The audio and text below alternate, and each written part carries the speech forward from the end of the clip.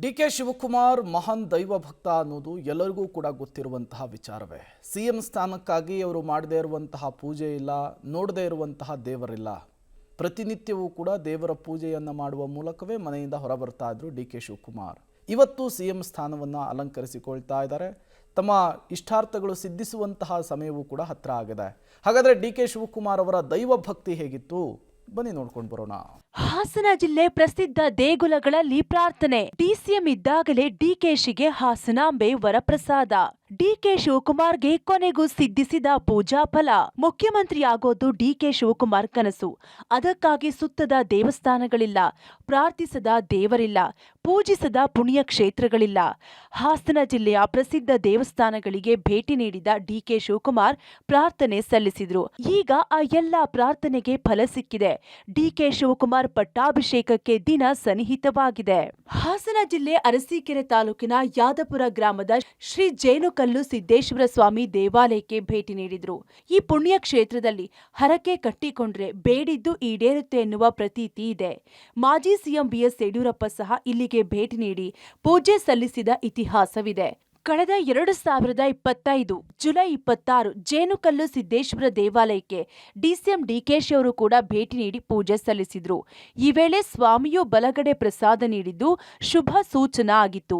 ಬಳಿಕ ನವೆಂಬರ್ 21ರಂದು ಜೇನುಕಲ್ಲು ಸಿದ್ದೇಶ್ವರ ಸ್ವಾಮಿ ಅಡ್ಡ ಪಲ್ಲಕ್ಕಿಯನ್ನ ಬೆಂಗಳೂರಿನ ತಮ್ಮ ನಿವಾಸಕ್ಕೆ ಕರೆಸಿಕೊಂಡು ಪತ್ನಿ ಜೊತೆ ವಿಶೇಷ ಪೂಜೆ ಸಲ್ಲಿಸಿದ್ರು. 2025 ಜುಲೈ 26ರಂದು ಕೋಡಿಮಠಕ್ಕೆ ಭೇಟಿ ನೀಡಿ ಶ್ರೀಗಳ ಆಶೀರ್ವಾದ ಪಡೆದು ಭವಿಷ್ಯ ಕೇಳಿ ತೆರಳಿದ್ರು. ಅವ್ರಿಗೆ ದೈವ ಭಕ್ತಿ ಜಾಸ್ತಿ ಇದೆ. ದೈವ ಭಕ್ತಿ ಜಾಸ್ತಿ ಇವತ್ತು ಅವ್ರಿಗೆ ಕರುಣಿಸಿದೆ. ಏನಂದರೆ ಈ ಜೇನುಕಲ್ ಸಿದ್ದೇಶ್ವರ ಇರ್ಬೋದು, ನಡುವಿನಕೆರೆ ಅಜ್ಜಯ್ಯ ಇರ್ಬೋದು, ಈ ನವಿಲೆ ಇರ್ಬೋದು, ಕೋಡಿಮಠ ಇರ್ಬೋದು, ಹೆಚ್ಚಾಗಿ ನಮ್ಮ ಇವತ್ತು ಹಾಸನದ ಅಧಿದೇವತೆ ಹಾಸನಾಂಬ ತಾಯಿಯೂ ಸಹ ಅವರಿಗೆ ವರಪ್ರಸಾದವನ್ನು ನೀಡಿದ್ದಾರೆ. ಹಾಸನಾಂಬ ತಾಯಿಗೆ ಬಂದಂಥ ಸಮಯದಲ್ಲೂ ಅವರಿಗೆ ಹೂವು ಪ್ರಸಾದವಾಗಿತ್ತು. ಅವರಿಗೆ ಅಧಿಕಾರ ಸಿಗ್ತಾ ಇದೆ. ದೈವ ಬಲದಿಂದ ಹಾಗೂ ಕಾರ್ಯಕರ್ತರ ಏನು ಶ್ರಮದಿಂದ ಇವತ್ತು ಅಧಿಕಾರ ಸಿಗ್ತಾ ಇದೆ.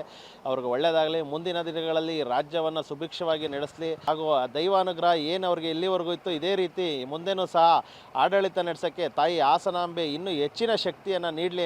ಇನ್ನು ಕಳೆದ ಜುಲೈ 23ರಂದು ಬೆಂಗಾವಲು ವಾಹನ ಇಲ್ಲದೆ ಯಾರಿಗೂ ತಿಳಿಸದೆ ಚನ್ನರಾಯಪಟ್ಟಣ ತಾಲೂಕಿನ ನಾಗರನವಿಲೆ ಗ್ರಾಮದ ಶ್ರೀ ನಾಗೇಶ್ವರ ದೇವಾಲಯಕ್ಕೆ ದಿಢೀರ್ ಭೇಟಿ ನೀಡಿ ಪೂಜೆ ಸಲ್ಲಿಸಿದ್ರು.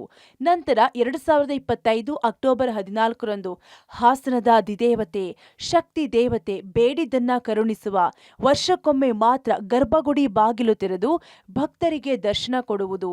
ಹಾಸನಾಂಬ ದೇವಾಲಯಕ್ಕೆ ಪತ್ನಿ ಜೊತೆ ಆಗಮಿಸಿ ಸುಮಾರು ಅರ್ಧ ಗಂಟೆ ಕಾಲ ಗರ್ಭಗುಡಿಯಲ್ಲಿ ಕುಳಿತು ಖಡ್ಗಮಾಲ ಸ್ತೋತ್ರ ಪಠಿಸಿ ವಿಶೇಷ ಪೂಜೆ ಸಲ್ಲಿಸಿದ್ರು. ಈ ವೇಳೆ ಹಾಸನಾಂಬ ದೇವಿ ಬಲಗಡೆಯಿಂದ ಪ್ರಸಾದ ಕರುಣಿಸುವ ಮೂಲಕ ಶುಭ ಸೂಚನೆ ನೀಡಿದ್ದಳು.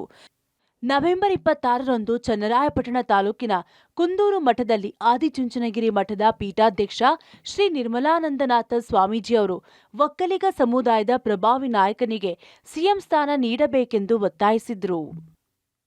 ಒಟ್ಟಿನಲ್ಲಿ ಡಿಕೆ ಶಿವಕುಮಾರ್ ಮುಖ್ಯಮಂತ್ರಿ ಪಟ್ಟಕ್ಕಾಗಿ ಕೌಂಟ್ ಡೌನ್ ಶುರುವಾಗಿದೆ. ಹಾಸನ ಜಿಲ್ಲೆಯ ಪ್ರಮುಖ ಐತಿಹಾಸಿಕ ದೇವಾಲಯಗಳಿಗೆ ಭೇಟಿ ನೀಡಿ ವಿಶೇಷ ಪೂಜೆ ಸಲ್ಲಿಸಿದ್ದ ಡಿಕೆಶಿಗೆ ಹಾಸನಾಂಬೆ ಹಾಗೂ ಶ್ರೀ ಜೇನುಕಲ್ಲು ಸಿದ್ದೇಶ್ವರ ಸ್ವಾಮಿ ಬಲಗಡೆಯಿಂದ ಪ್ರಸಾದ ನೀಡುವ ಮೂಲಕ ಶುಭ ಸೂಚನೆ ನೀಡಿ ಆಗಿದೆ.